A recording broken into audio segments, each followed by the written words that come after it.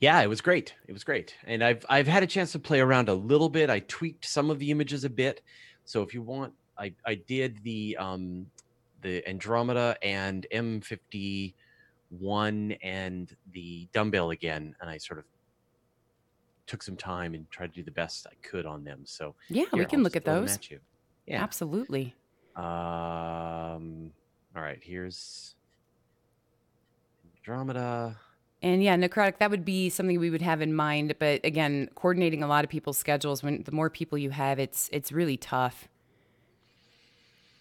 Yeah, I mean, so the looking at what we went back in the day, right? It was very much like just herding cats. We would just try to get as many astronomers to show up at the same time. I had about 20 people that I'd invite, and whoever showed up was great. And we would just try to coordinate it how at best we could. And it just got to a point where people's schedules were rough and people had bad weather, and it just was really hard to organize everybody.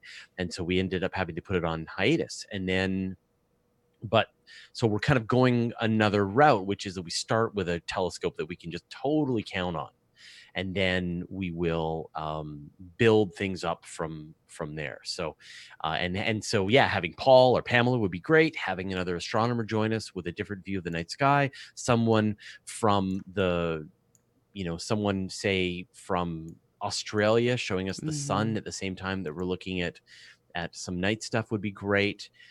Yeah, so we're gonna experiment and work on building a really fun show. So I'm showing them Andromeda right now. yeah, so that was Andromeda, and I think that was one of the ones that turned out really well. Really well. This is more processed. It's so my complaint about these images is that they're really noisy, right? But I know that again, these were 3-minute exposures. We were going as fast as humanly possible, and it was funny because Dustin was like, "Oh, we need a bigger telescope. I think we need something faster." And this is already just a ridiculously big and fast telescope, but he wanted, he wants. I knew that when he sort of experienced it, he and knowing what he could get access to, he was like, he's going to have a bunch of idees. So yeah. And it would be super cool for people to be able to see Saturn. Saturn is one of those. Did you show people? I did. Saturn I did. I even titled it "Sad Saturn." Yeah, sad Saturn. Sad turn. Yeah. Yeah. And that was so much fun. And there's more, guys. So I was just showing you guys this one right here. Yeah, so that's Andromeda, and that was a highlight for the night for sure. And it always is. I mean, what can you do? It's the you can see the spiral arms. You can see that is M51, which is the Whirlpool Galaxy, and again 3 minutes, and that one turned out great. You can really see the color in the spiral arms. Oh yeah, I really like and that. You can see the merging that's happening over here. Yeah, and I think it's really important just to like you're all going to get totally spoiled, right? To take a picture that has this much light in it for a 3-minute exposure, like the astronomers who know what they're doing are just like, I'm sure they can't believe it, because it's just, a lot of times people will do like an hour of red and then an hour of blue and then an hour of green. And this was just, 3 minutes done. Let's look at the picture. Yeah. And I love this because of, again, you can see that galactic merging that's occurring. That's super cool. And then you've got the dumbbell. Yeah. And that was this was the last picture that we took last night. And we took a total of 36 pictures, which was pretty amazing. Yeah. I put that all in Discord. Making a left in heavy traffic equals sad turn. Wow. Wow. Nicely done. Yeah. So I will be uploading that to YouTube, the video. I haven't done that quite yet. One thing I did want to just ask you while it's on my brain and just right out the gate. So for the month of September, again, we'll have, does September 5th work for you, since you're going to be gone pretty much? Maybe. That's Wednesday I've got to go again. to Seattle. Let me see what the date is. Yeah, September 5th would be fine. Okay, so same time, and we could do maybe hopefully another virtual star party. Yeah, so that's Wednesday nights maybe. So I can do next Wednesdays, no problem. If I don't know if you guys are looking for that, and then September 5th is fine, and I could even do the 12th as well. So I could actually do 1, 2, 3 more weeks if you wanted to do that. Yeah. Do you guys want to have another virtual star party?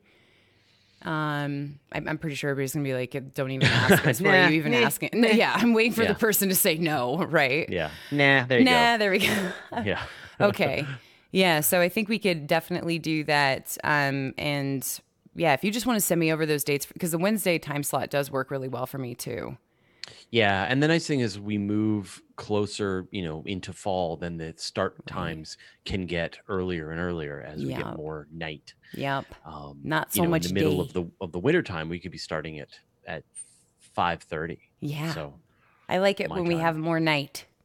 Yeah, well, and you're already in the future, right? You're an hour, 2 hours ahead of I'm me. I'm just an hour. I'm in Mountain. An hour I'm in ahead. the time Yeah, zone no one really yeah. mentions ever. You know, Right. Does it even exist? Mountain time apparently does not exist. Yeah, But yeah. yeah, we can. If you just after the stream, just send me those dates, and then I'll lock it in.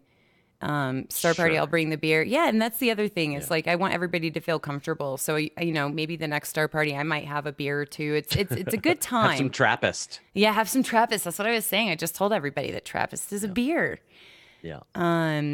But yeah, so thank you again. It was so awesome. And Cosmic Beer, that's right. New moon is on the 9th. Yeah, so the 5th There you would go. be pretty nice. It'll be Yeah. pretty nice. I mean, the moon is a problem, but we're not super scared of the moon. He's not. I'm not. Yeah, He's not. Dustin was pretty terrified of the I moon, but I'm am. not. I am too. Yeah. No, I don't mind. Call her a minute beer Yeah, one time. it's a sad time for the EU, definitely. And Yeah, but there were so many people from the EU in here. I mean, I saw a lot of people that they I were up know that really live in the early, yeah. EU. Yeah. Yeah. Um I mean, Dustin again, he's like, "Oh, we should put one of these in the Southern Hemisphere and one in Europe." And so I'm sure over the next couple of years we'll have much better capabilities and be able to put on a much better show. This is the nascent stages of this new version of the virtual star party, but it felt great. It was fun to just hang out and view the sky and sort of make me go fast.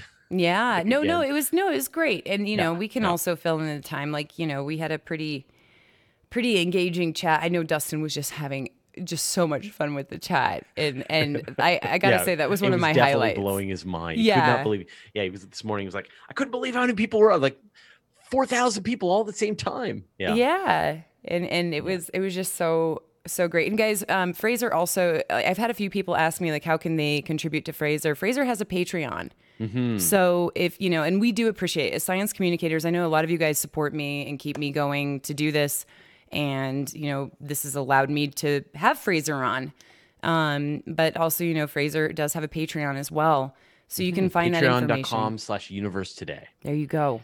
Yeah. And I think I will. I mean, I doubt I will ever become a Twitch partner Yeah. because there are rules that I, Right. as a YouTuber, that I can't commit to. Right. So, if people want to support what I'm doing, then absolutely Patreon.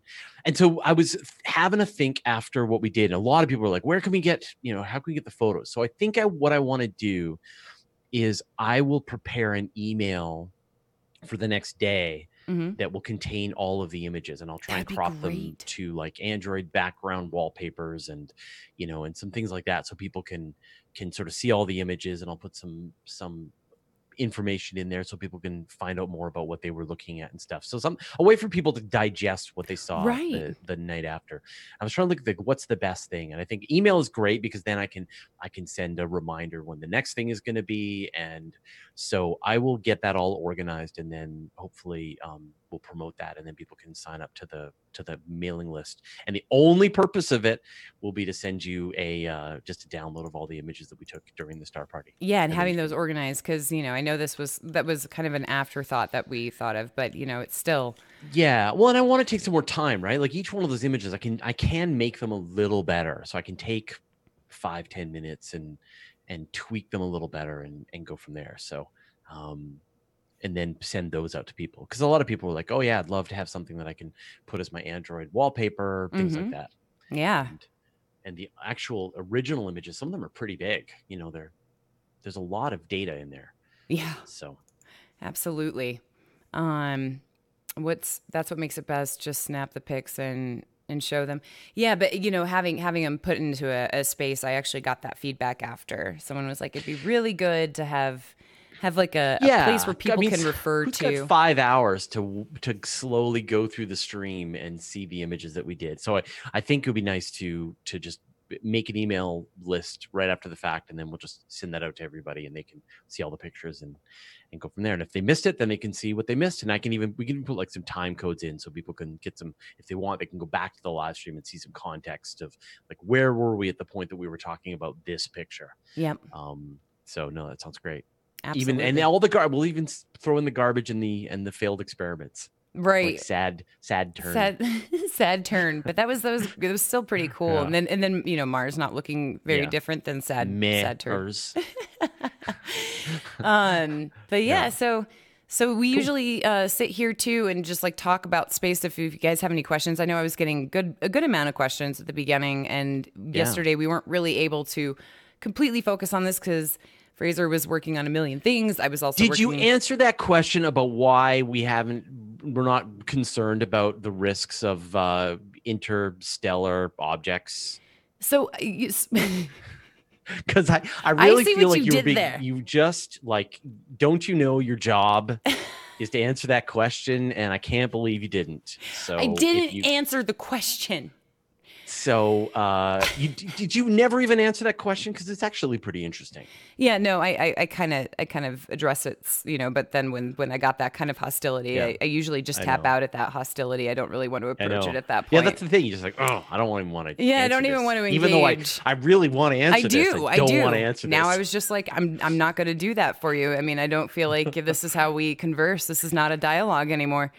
Let's have some let's do it. Let's have some conversation. Let Yeah, people so suggest some topics. I know other things. And in fact, that's the sad part. It's so many great questions last night.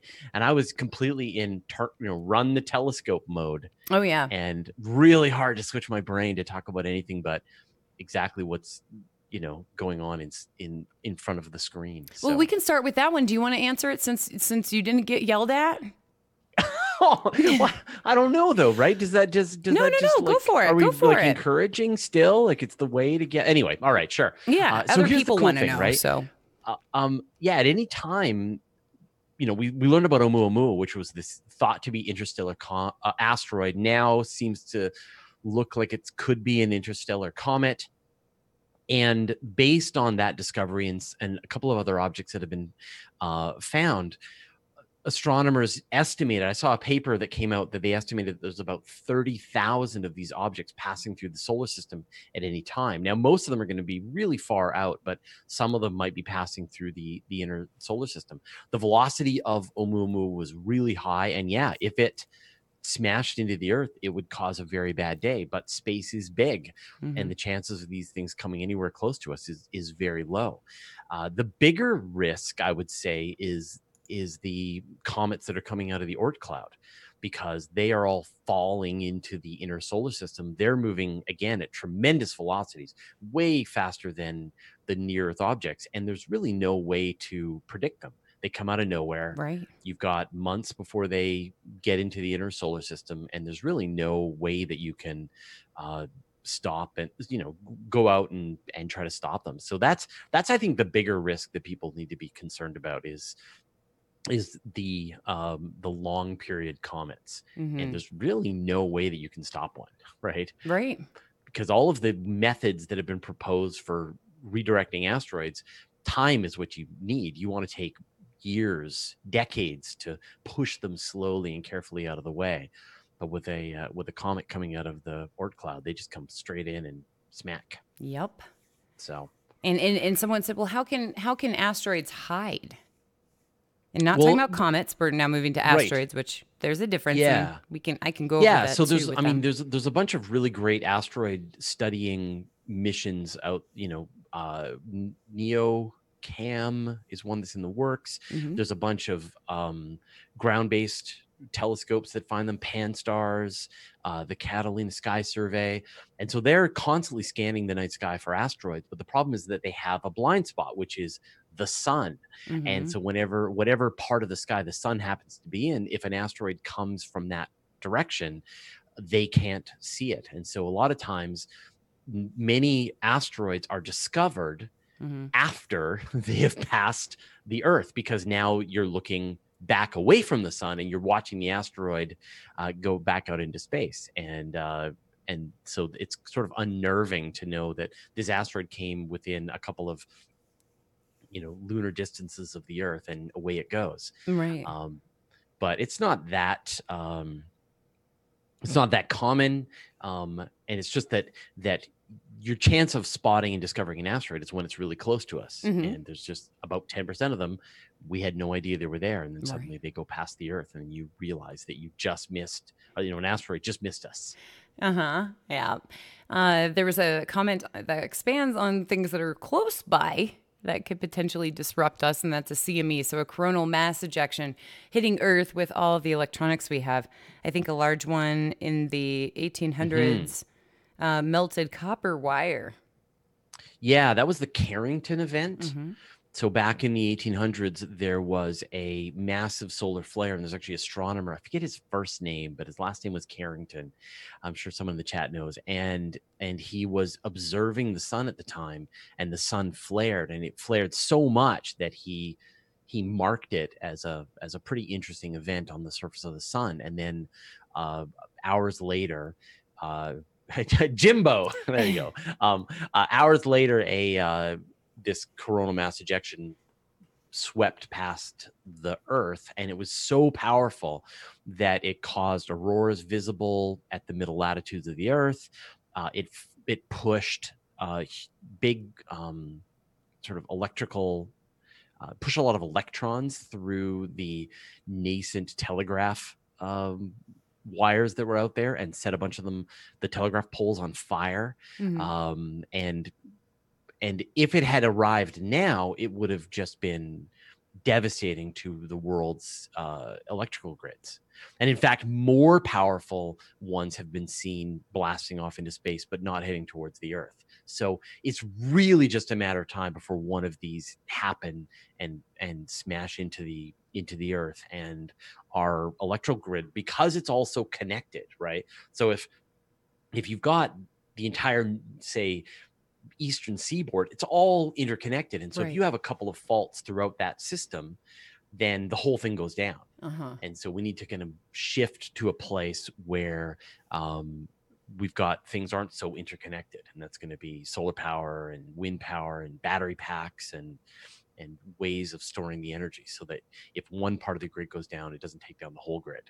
And it really is just a matter of time before we have one of those. Right. And someone to follow up on that someone said, are we more likely to be hit by a CME, so solar wind, than an asteroid?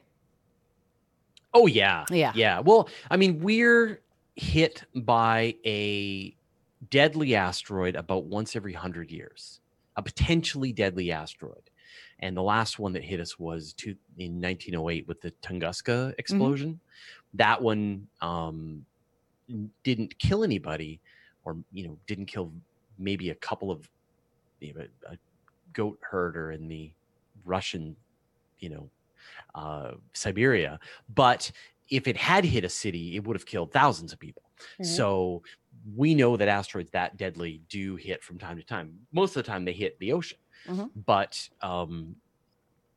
one could hit a city. And so that's about once every 100 years or so, while the Carrington event, those happen about every 500 years, I think, or 300 years. But if they do, with our current level of electrical protection, it's going to hit the entire planet. And so everyone's going to face this emergency simultaneously, as opposed to an asteroid. So it's a different kind of existential threat that you should not be worried about. Yeah, and just to qualify that a little bit further, so when he says deadly, he's meaning like people will die. people can die. Die. So, right. So like with the Chelyabinsk impact that happened over Russia. Mm-hmm. What was it now, like 5-6 years ago, Yep. 10 years ago? I don't know. It feels like it's been It's been a forever. while. Yeah, it 2013. Anyway, it exploded and nobody died, Right. but 1,000 people went to the hospital because, and you would have done this too, right? You're standing in your room.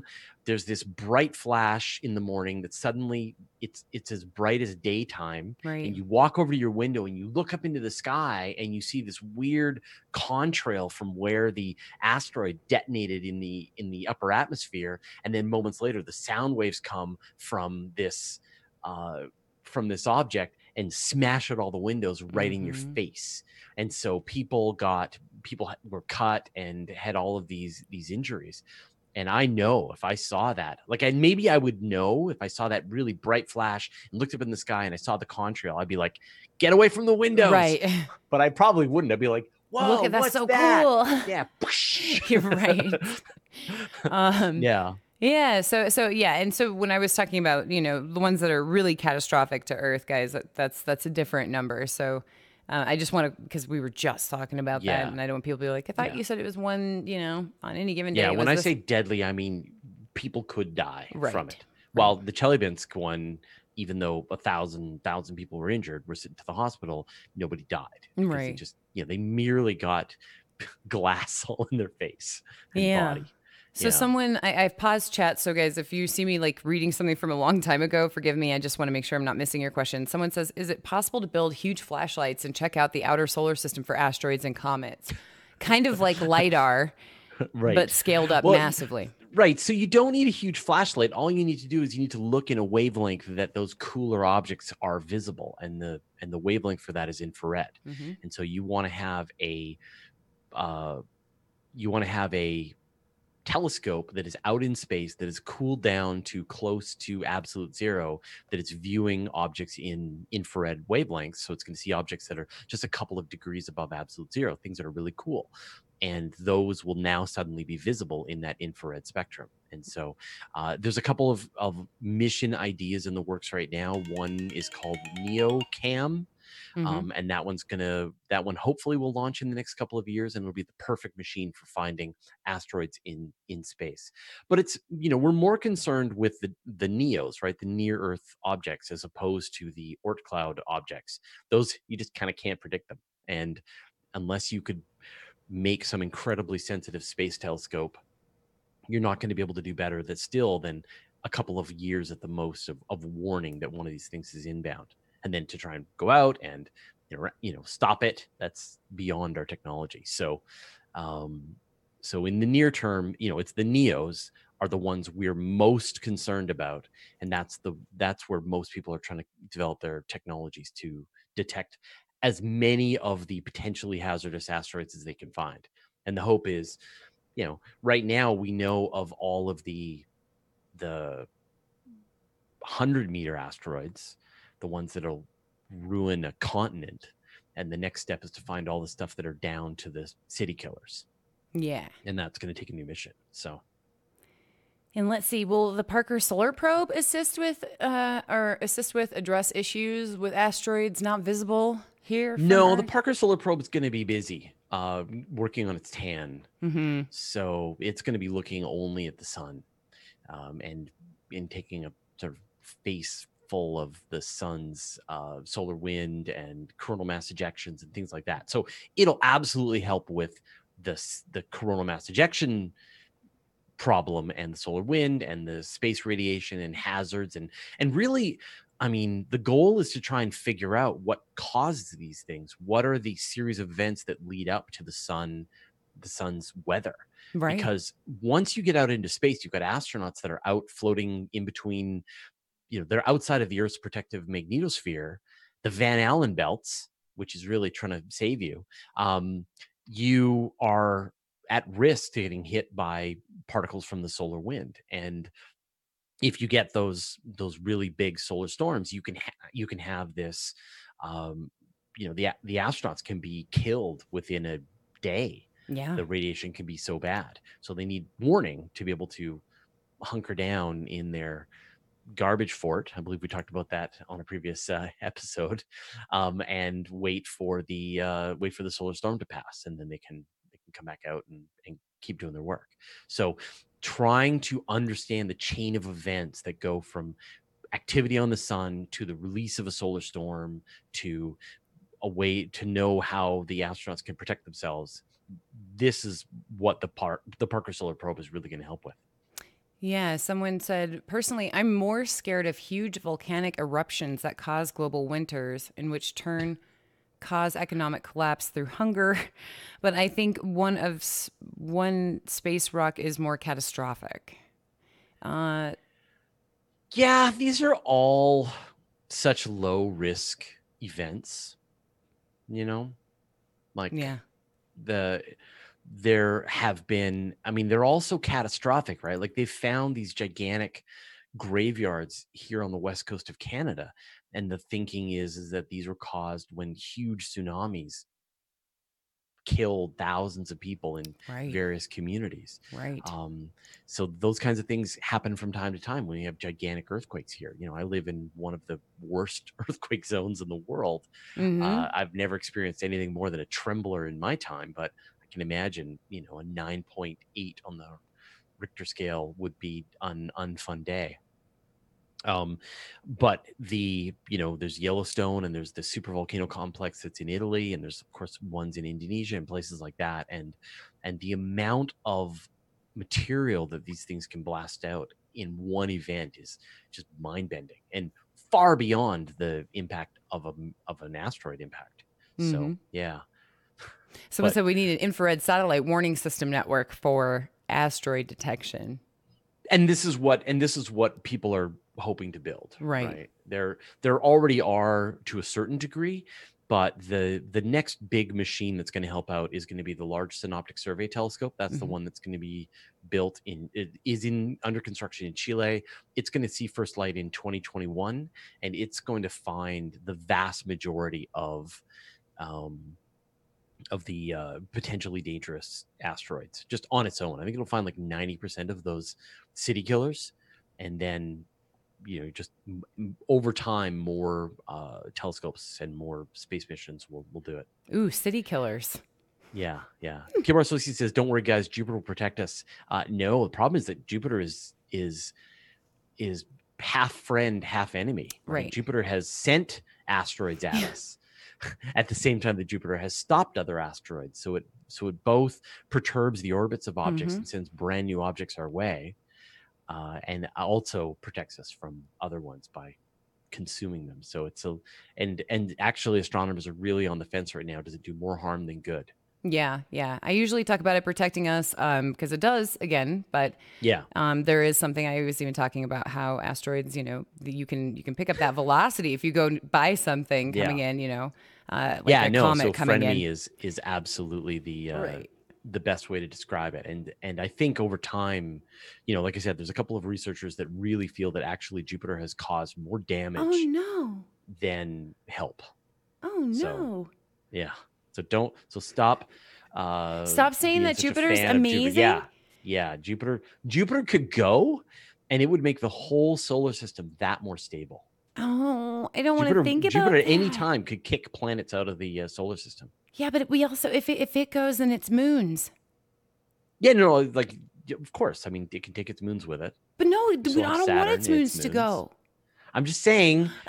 I'm just saying it's like keeping a tiger as a pet, Right. Okay. Okay. Well, I'm right? not going to try to domesticate Jupiter. I promise. Right. Well, then stop calling it your friend. Well, it's just because it had really cool moons, but then they changed the number of it because it found more.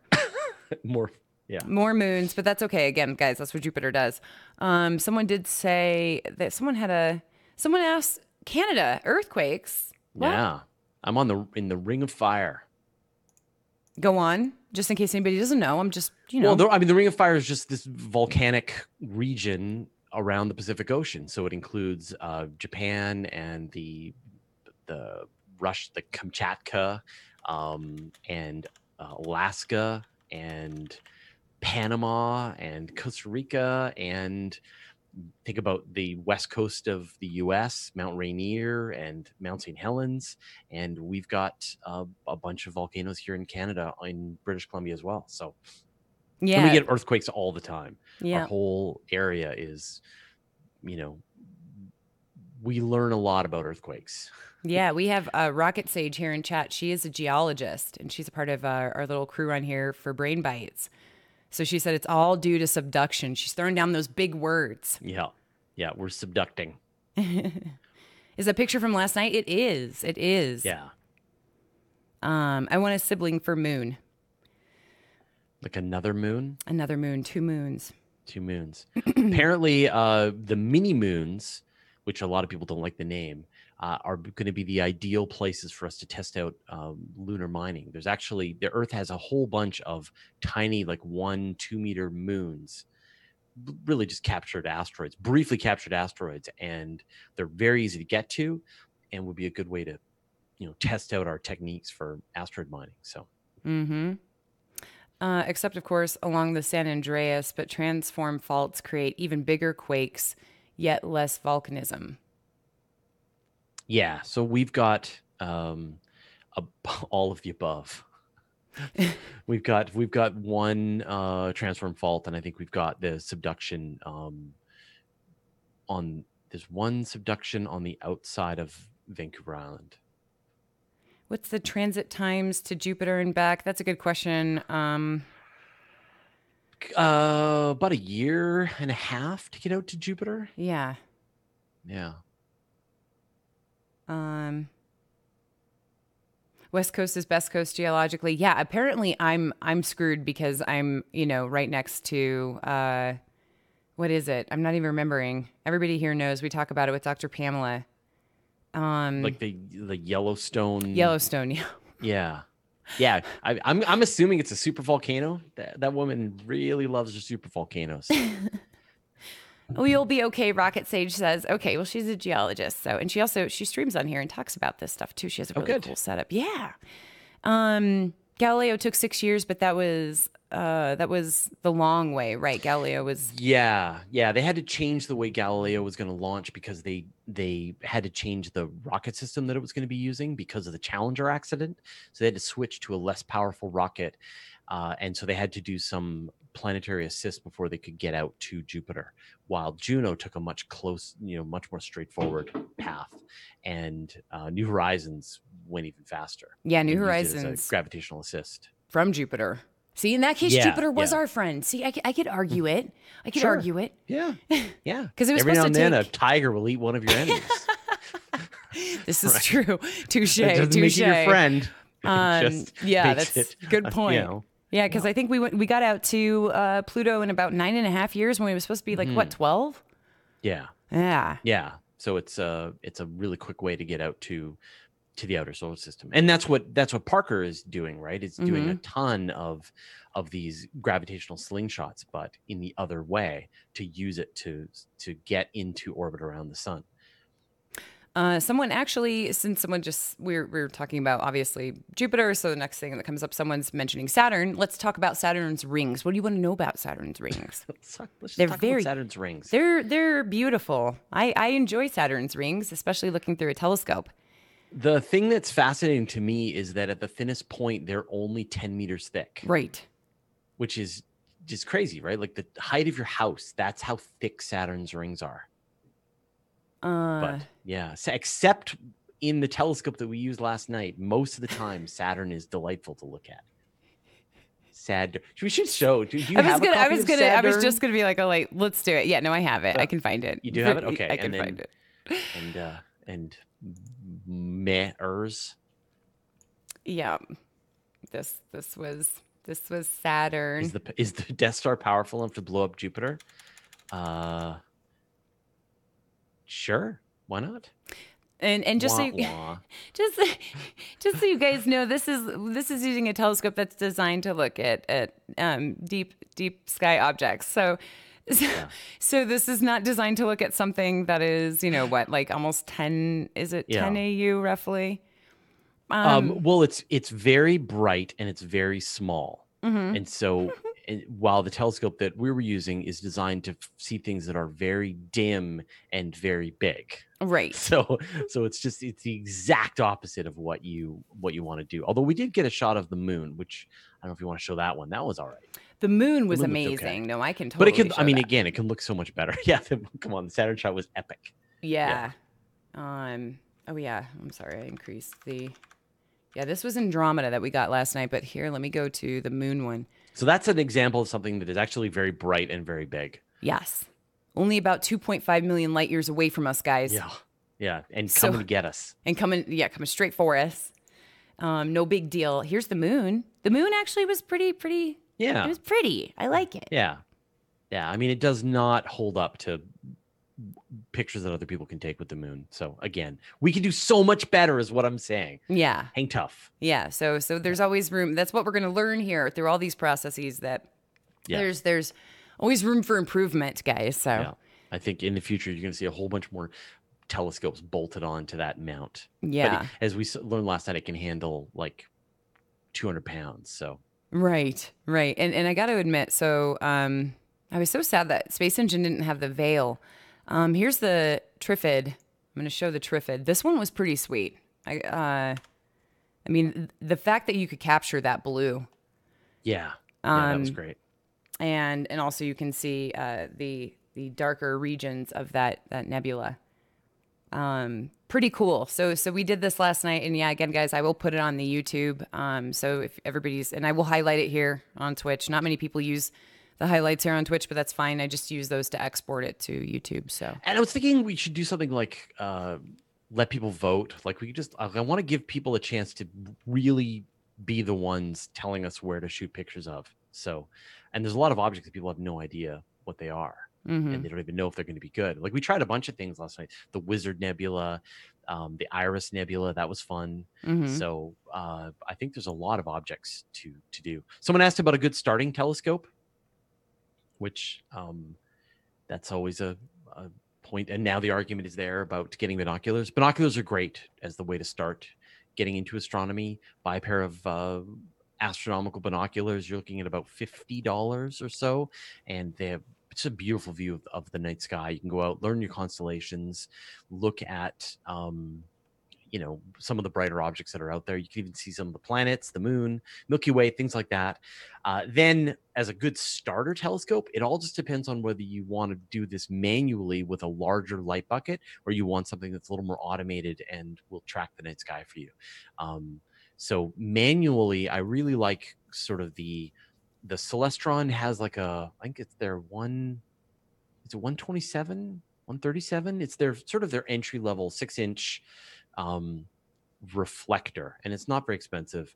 And it does has the tilt on it to match the Earth's axis, and it's got like one knob, and you can turn it to keep track of whatever's going on in your eyepiece. And I really like that. There you go. Someone mentioned it. The 127 EQ. I don't know if the power. You want the manual version? I would start with the manual one because it's just cheaper, and an automated mount is a bit of a pain to get it all polar aligned and doing that work.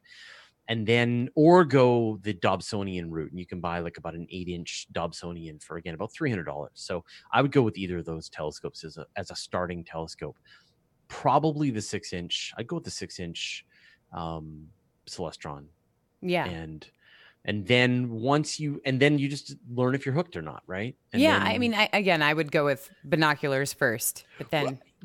No, I mean, a lot of people just like they're la la la, they're not listening. So right, they're like, I don't want to do binoculars, and I mean, there's a reason that we suggest that, though. There's a very good reason, because a lot of people end up not really using it, or and again, binoculars, you can get good magnification, you can see things, get a nice tripod, because again, higher magnification, if you're shaking, you're going to notice that. You're going to notice that even though you think you might not have shaky hands, suddenly you have shaky hands. Suddenly you have shaky hands, But binoculars are just such a treat because you have both eyeballs.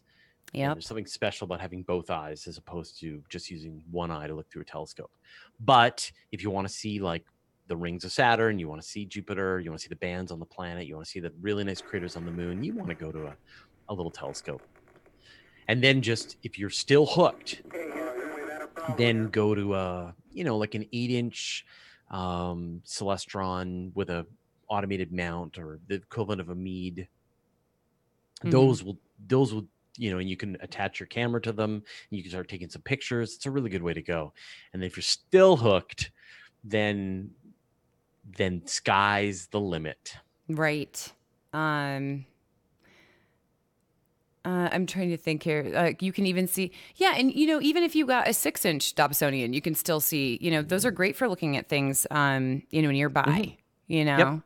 Yeah, I Uh, mean, because it's like there's about 20 things that are really bright and easy to look at. mm-hmm. The moon, the bright planets, Orion Nebula, some of the star clusters, Ring Nebula, things like that. Mm-hmm. And then everything else requires really a camera. Right. And right now, we were talking about this last night. Is we have a great night sky where we can see, Venus. Although Venus is starting to set Pretty quick. pretty quick, but you also have Venus, you have Jupiter, you have Saturn, and then Mars. And that happened. I think it was just 2 weeks ago. I went outside to put my garbage out for the day that garbage is collected. It was the night before, and I went out and I just saw all 4 planets. Hmm. And that was amazing. Being able to just see that. So Yeah. it's Yeah. it's get outside. This is kind of rare to be able to see this. Can Yeah. wait, are there kits to make a 10-inch Dobsonian automated? Yeah, so I guess what they're asking is that the problem with a 10-inch Dobsonian, with any Dobsonian, is that it's very manual, and so Mm-hmm. if anyone has ever operated with a telescope, they know you get the object lined up in your telescope, and then you have to like shift the telescope back and forth, and because it's Mm-hmm. not the tilt of your telescope isn't the same as the sky, Right. you have to do this zigzag. You go little down, little to the side, little down, little to the side to try and keep the thing in the field of view. And what you Mm-hmm. really want to do is you want to get that telescope tilted at the same angle that the Earth is tilted. And then once you've done that, that makes life a lot easier. But people have actually installed clock drives on their telescope to turn it, and so it slowly turns, matching the speed of the Earth's rotation. And it's not great. I mean, it's not to do a really long exposure um, photograph, but it is nice to just look through with your eye. But if you're sort of going that path, I would go back to getting a proper mount that's tilted, that is automated. And once you're starting to wonder how you can turn your Dobsonian into something that's more automated, you probably want to start with a nice automated mount, build up from there. Right. And I have a question for you. So is there anybody that actually has access to a solar telescope? Oh, sure. Yeah, I know lots of people with solar telescopes. So Yeah, we'll because I we'll just do have that. filters, right, for mine. But Yeah. solar Yeah. telescopes, I don't know if anybody in chat has actually looked at the sun with a solar telescope. I'm not saying to Yeah. do this. Yeah. Do not live with your eyes. Don't look with your eyes. But it's super No. cool. Yeah. Super cool. But let's see. I'm about to buy myself some binoculars to check out these 4 bright spots in the night sky. Yeah. Yeah. And I mean, like, you will enjoy them, but they won't be as amazing as your imagination is hoping they're going to be. And that's what leads you down the telescope path. Is you're like, it can be better. I can get more photons. So, Melted Chuck. Igloo had a question. Mhm. What is the advantage of putting an observer on the far side of the moon? Do you mean observer by an object? Are you talking about Lagrange point two? Or like the Chinese mission that's going to be going to the far side of the moon. Yeah, I'm not sure. Yeah, observer on the far side of the moon or somewhere besides Earth orbit. Well, so like the James Webb Space Telescope is going to be going out Right. to the L2 Mm-hmm. Earth Sun Lagrange point, which is about 1.5 million kilometers away from the Earth, Right. and it's going there because it's a place that is far enough away from the Earth that the Earth doesn't fill a big chunk of its sky, and it's a very stable place for it to go, so it can actually hover in its position with not a lot of fuel for 10 years. So that's sort of the reason why they're putting it out to that point. I hope we answered that. Is that what, or were you looking for the other one, melted igloo? Yeah, so I mean, the Chinese are well. The far side of the moon looks totally different from the near side of the moon, and so Hmm. something happened to the far side of the moon that is different from what happened to the near side of the moon, and that is a geological mystery, planetary science mystery that astronomers want to solve. And so, the Chinese are sending their next lander that's going to land on the far side of the moon, which has never been done before because it's hard to communicate with the far side of the moon. Yeah. And so they've already put an orbiter up that is hovering at that Lagrange point. It will be able to it's hovering at the Earth Moon L2 Lagrange point, and Right. will be able to communicate to transmit back to Earth what it sees, and it's going to land on the far side of the moon and study it, which is awesome.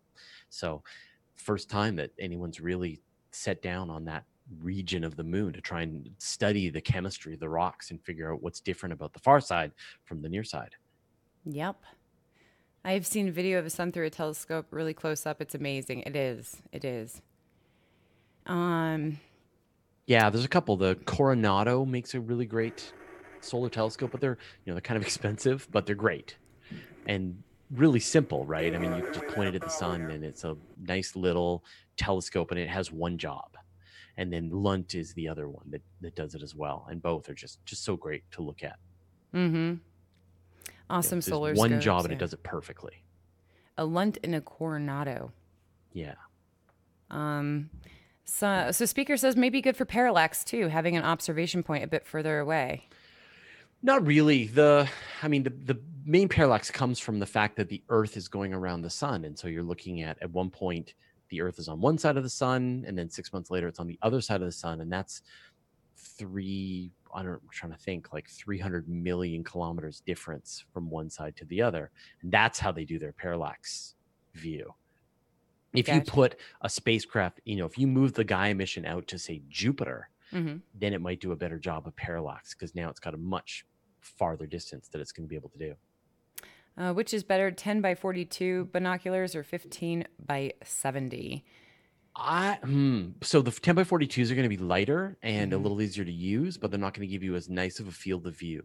The 15 and the 10, that is the magnification with the pair of binoculars, and the 42 and the 70, that is the field of view. Mm-hmm. So with the 15 by 70s, you get a 15 times magnification in a 70 millimeter field of view.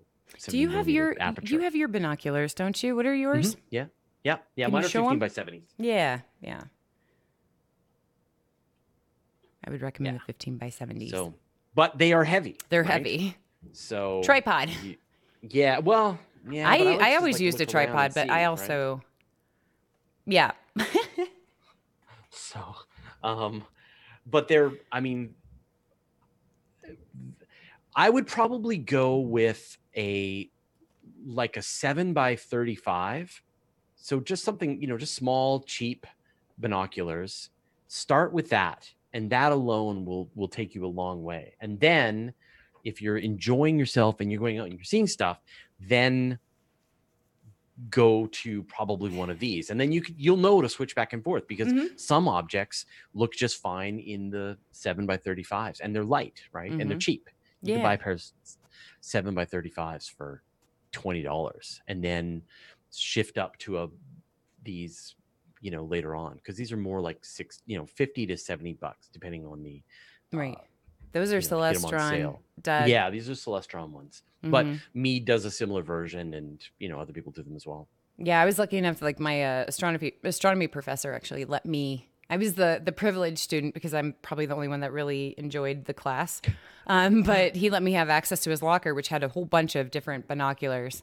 But I also ran the observatory too at night. So when they would have like open house nights. So he had those, and that's when I was like, wow, I didn't realize, how shaky I am. And then I got the tripod, so much better for me. But it, again, it might not be. But the tripod locks you down. So It does. Yeah, It does. The But it's easy to best still machine is the image stabilizing ones. Canon does a set of image stabilizing binoculars that are just the greatest, because you pointed at something in the sky and then you press a button and then everything stops moving. Yeah. And so your shakes are done, and yet it's still a live view of what you're looking at. Can you still do indirect observation with binoculars? Is it harder? I don't know what that means. Like, are you talking about like indirect, like when you're looking through and you're not looking directly at the thing that you're looking at? Because so when you look through a telescope, you can look straight at the object that you're trying to see, but a lot of times it actually works better to look a little away, and then you let other parts of your eye see the object, and it's a sort of interesting technique. And so you can sort of get practice and use every part of your eye to see what you're looking at. And so the thing with binoculars is you've got both, you have to do it with both eyes. So I'm sure you could do it. You should practice. I've never tried. Mm-hmm. There's something like two eyes are 3 times better than one eye. Mm-hmm. Right? And you can actually do vision tests where you can see things with both eyes that you can't see with either one of your eyes, because Yep. there's some magic that happens with the two eyes working together. And that comes into play when you are using binoculars. So it's a different experience than just looking through a telescope. Yeah, because I'm nearsighted in one eye and I'm farsighted in the other. Oh, I know no. it's terrible, but when I'm Yeah. using them together, it's good. But if I have But to can use, you do that with binocular? Can you twist the two around so that you can get them both in oh focus? yeah, no, I'm great with Okay, good. binoculars. I get frustrated Yeah. with the telescope, but you know, it's everybody's laughing at me now. Come on. But Andromeda is move visible through binoculars if you just look beside it, is what Gonzalez Yeah. says. Yeah. I'm going to show And our you can see Andromeda it. I photo mean, from same last thing. night. You can see I mean, you can do this just with your own eyeballs. You just go outside and you look up and you can see where Andromeda is in the sky, and you can spot it when you look away. Right. And then you look towards it, and then it's actually a little harder to see. And so there's just a different part of your eye that allows you to see some of these fainter objects. And a lot of times I used to look for things to view in the night sky this way. You look up into the sky, look for things that are kind of blurry, fuzzy bits in the sky, and then you point your telescope at it. And turns out it's a thing. Yeah. A star cluster, things like that. And we took this photo last night live on stream, guys. I'm showing Andromeda again because we were talking about Andromeda. Most things that are pretty far away, especially if you're looking at them with binoculars, they're going to look fuzzy. A lot of Messier objects are these fuzzy fuzzballs. Let's see. Someone said, was that caused by you looking through telescopes with my nearsighted and farsighted? No, I don't even know. I don't even want to talk about it more. Oh. I know it's so weird. But that's why You'll never be a fighter pilot. No, I'll never be an astronaut either. Not even close. Zing. I know. Dreams. Great, Joe. Thank you. It was by a horse. No, it was a deer. Okay. And you did that on purpose just so I could say that. It wasn't a horse. I got too close. You know how elk bugle? Do you know that elk bugling? No. In Canada, No. you guys don't go and listen to elk bugle? No. Well, maybe not here. Oh, I thought that'd be like a total Canada thing. No. Well, probably in the middle of Canada, but we don't really have. We have some elk here, but not really. Oh yeah, so the elk get together here, and it's actually going to be in the next month or two. And they bugle, and it's for mating and stuff, and affirming their territory, and it's really really cool. And so you get to see these elk fight with their antlers, and it's actually really cool. And one hit you? No, so I got too close to a deer when I was young. At that point, because there was deer around, and I wandered off, and yeah, I learned pretty quick that you don't approach a deer. It wasn't an elk; it was a deer. Right. Yeah. But still, we have tiny little elk here on Vancouver Island. Everything is smaller here, so we have like tiny deer and tiny elk, black bears, cougars. Yeah. No, we have elk because I'm right next to the mountains, so we just elk interrupt the roads here. Ka-52 attack helicopter has mentioned the Russian cosmonauts launched a nano satellite in ISS made by Russian students. Have you shown some video from the astronauts, that cosmonaut's point of view? He did a great flyby on the International Space Station, and he viewed an aurora. I think he posted a video of it yesterday. It was just amazing. Can you link it to me? We could watch it after. Yeah. That'd be awesome. You have a moose head. No. I'm in Canada. I'm Canadian. I've never heard of that. Of elk bugling? I'm Yeah. surprised. Yep.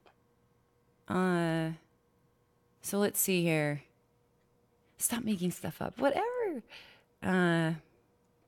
Funny that the only company being able to get something into space now in the U.S. Is now constantly attacked in media, whether it's Elon Musk or SpaceX itself. That's what I'm saying, Brent. That's where I go to watch it. Try to find this channel. I'll send it to you when we're done. Sounds good.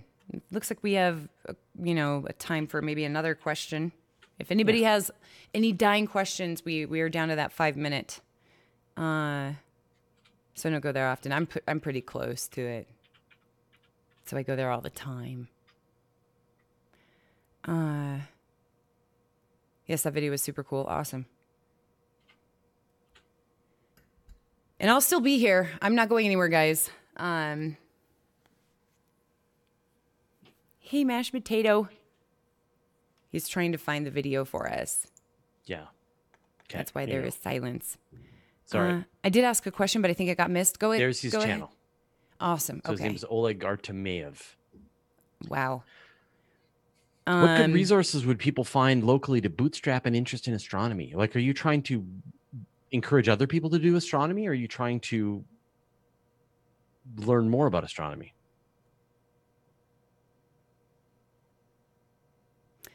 I want to know why Saturn has a ring. Unknown. Yeah, likely something broke up next to it. There is something called the Roche limit, but things can get tidally torn apart. So it's still an unsolved mystery whether Saturn's rings are new or old. Right. So it's possible that the rings are as old as the solar system and formed with Saturn and have been here ever since, just grinding and churning for billions of years. And it's possible that something got destroyed just a few 100 million years ago, and that is where the rings came from, and the rings will be gone in dozens of millions of years from now. And the problem is that the rings seem old, but they look new. Mm-hmm. And so it's constantly confusing, and the astronomers go back and forth. So I'm not sure which one it is today. Right. Yeah, no, me neither. We just know how rings are essentially created by, being things getting closer to that planet. They get tidally broken up.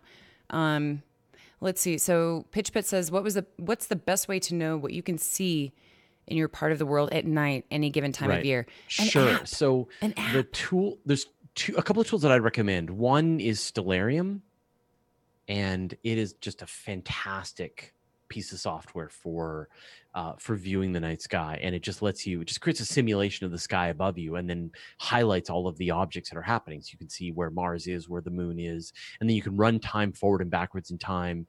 And I was actually using it quite a bit last night to just find random objects that we could try pointing the telescope at. I remember I found that tiny little planetary nebula last night. It's just like, this is a thing that's in the list. I'll see if I can see it. So I would recommend starting there, Stellarium. Using it on your phone? No, run it on your, there you go. That's cool. But yeah, the computer program is great. Running it on the desktop. And I'm going to really encourage Sky to switch over to that. That's all that was actually, guys. That was just a direct pitch to me. And it's a good idea anyways. Yeah. I agree. Yeah. I agree. I totally so agree. get Stellarium going. And then when we do the next virtual star party, we'll have a much better version of it, because the space engine was amazing, and then you could fly around and see these things right. But you couldn't really.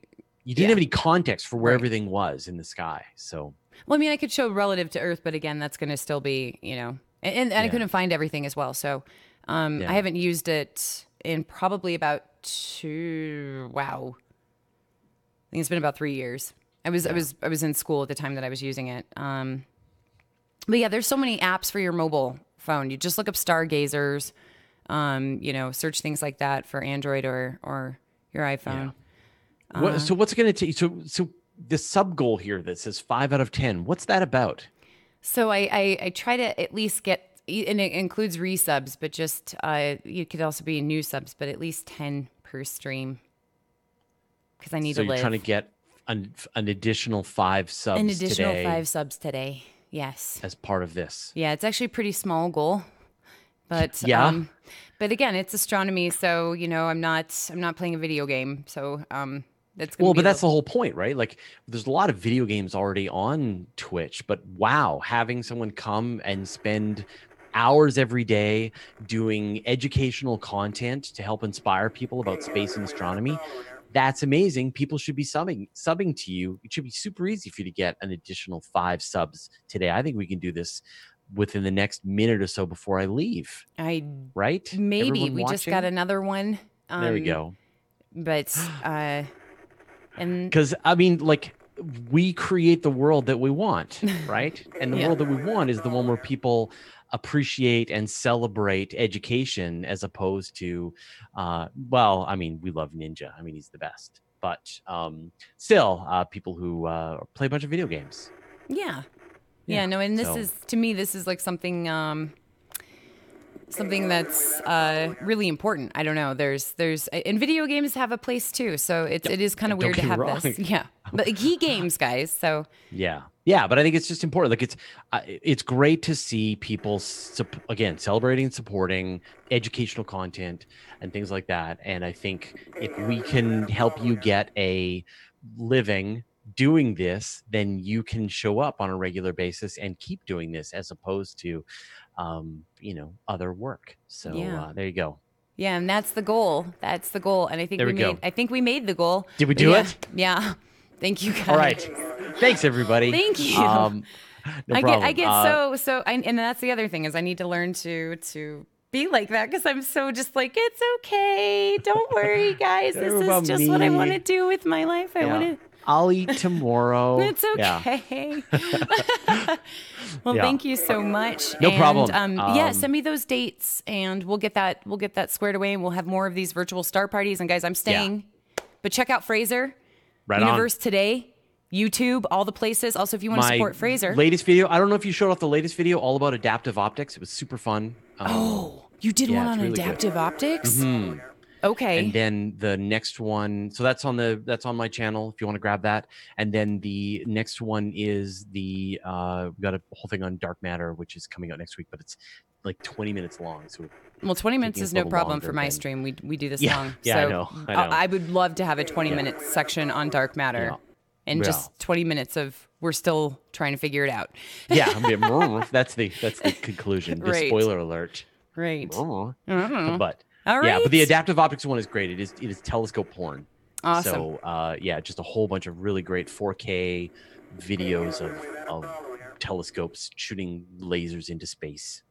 So Yes. Okay. Well, I'll see you soon. all right. All right. Thanks so much. Thanks everyone, and we'll see you all next week and whenever we do another star party. Yeah, and probably next. Well, we'll see. We'll see if it's going to be this next one or if it'll be in September. We'll see. Awesome. All right. Take care. See you later. And bye-bye.